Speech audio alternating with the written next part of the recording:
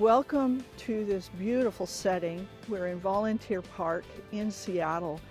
And for those of you familiar with the legacy of parks in the United States, this is an Olmsted Park.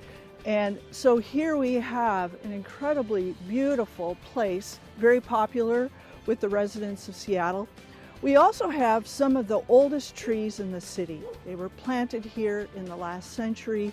They have been well cared for, well tended because of the legacy of this particular park. And you can see then in this image, and if you could see around me with the fall colors, the beauty of these trees. But it goes much deeper than that, and that's been part of my research for decades now, is to understand the benefits of trees in cities. And what are they? Well, there are first, some of the obvious things that people talk about. First is beauty, of course, the aesthetics of them. But then we talk about what are termed ecosystem services. So stormwater management, reduction of heat, now important with climate change. But my particular research is about human health and wellness. And we have seen from research, not only my own, but done by a community of science from all over the world, we've learned about reduced depression, reduced stress, better cardiovascular health, more physical activity, just a wide range of health benefits. And a particular note of late is mental health, because we've seen with COVID and other challenges in our lives, a decrease in mental health in people of all ages. And being in nature, being within trees, having access to parks and other nearby nature is essential for human health and wellness.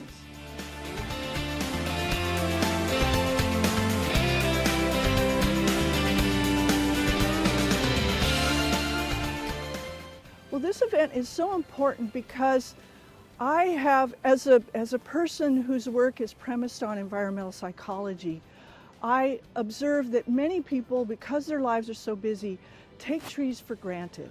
They have no idea of the power, the miracle of trees that are around them and in their lives. And that extends often to our local leaders and policy makers. There are so many important items, so many important challenges in their lives and in their work that they don't necessarily think of trees as the solution and an essential thing to have in their communities. So an event like this, when you are climbing in a tree, and I've done this before, I've done tree climbing with a nonprofit, and when you are up in the canopy and you realize, so my experience with trees is they're solid, the pillar at the base. But as you climb up, you discover they are living things. They move in the wind. They have an odor. They have a life that is very different from what you encounter on the ground. And we're hoping that with an event like this awareness, this awe will be initiated and understood, and maybe urge people or suggest to people the importance of preserving, conserving, and planting trees in their communities.